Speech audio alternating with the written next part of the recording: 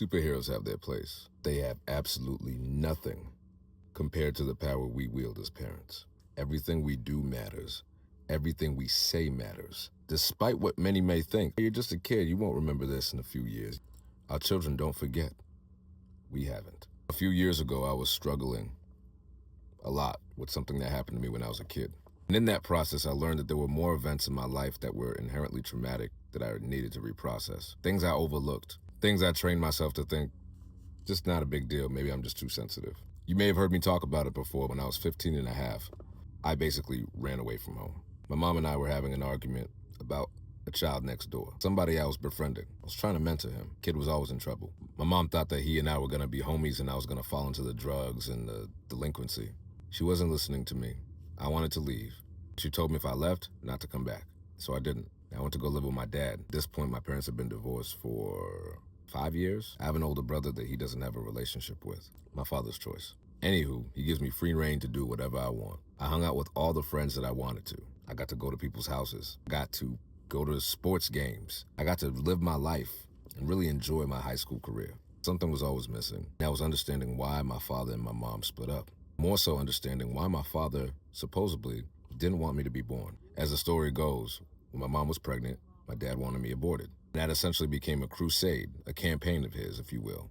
My father and I have worked through many of our issues. By we, I mean me. There was a lot of healing that had to be done on my part, in therapy and outside of it. We have a decent relationship now. This is what I had to work through. One day I met up with my mom. Her and I hadn't been talking really since I'd been living with my father. She was helping me get a phone cord for my T-Mobile phone, my little flip phone. We cracked some jokes with the guy that was selling the phones at T-Mobile. Afterwards, we walked to the corner. She was going this way and I was going that way, back to my dad's house. I guess I'll see you when I see you. And I went back home to my father's house that day. I cried. It was comparable to how I felt when my parents split. This feeling of guilt and shame and longing for a relationship with my mom washed over me and stuck with me until the next day. So much that my father asked me at the dinner table in the morning before I went to school, he's like, "What's wrong with you?" I said, "I don't really want to talk about it." Sometime later, I'd asked my father one night, "Why did you tell mommy to get me aborted?" Couldn't answer the question. Only thing he answered with was with his own question. "Who told you that?" That was all I really needed to hear. One day, my mom invited me to celebrate my grandmother's birthday. She was living with us at the time. She saw me hanging out on my bed after the party. She asked me, "Shouldn't you be getting going soon? You gotta get back to your dad's house." I told her that I wasn't going back. She was surprised. Not that surprised. I just couldn't live with a man who couldn't be straight with me about decisions he made that directly impacted me. He couldn't answer this question that was burning a hole inside of my heart. I decided to leave. And the day that I left, I'll never forget, it was a November afternoon. It was a blizzard. I came there with my little wrestling duffel bag that had all my wrestling gear in. I just came back to get some clothes and my Xbox 360. Priorities. When we were living with my father as a family, whenever my mom and my dad were about to get in an argument, my dad's temporal vein became huge, almost like a snake. That's how I knew something was about to go down. When he opened the door this day, during the blizzard, that vein was there. I don't remember exactly what was said at first. I just said, "I'm here to get some things," something to that effect. My father went on to tell me that he didn't care, that he never loved me. He doesn't care if I ever come back. He told me that me, my mom, and my brother would die. Literal translation from Creole. I could tell my father was hurt. He felt like everybody had left him at this point.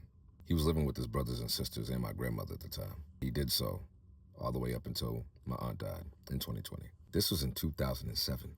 I remember I just laughed it off, walked out, and I was like, "This dude's bugging." But my heart was shattering inside. And it wasn't until I started going to therapy in 2015 that I realized just how much those words impacted me. They made me feel like I was nobody. If my own father didn't want me and even wished death on me, what proof do I have that my life matters? That's what I really thought. Don't miss what I'm telling you. I struggled with suicidal ideations later on in life.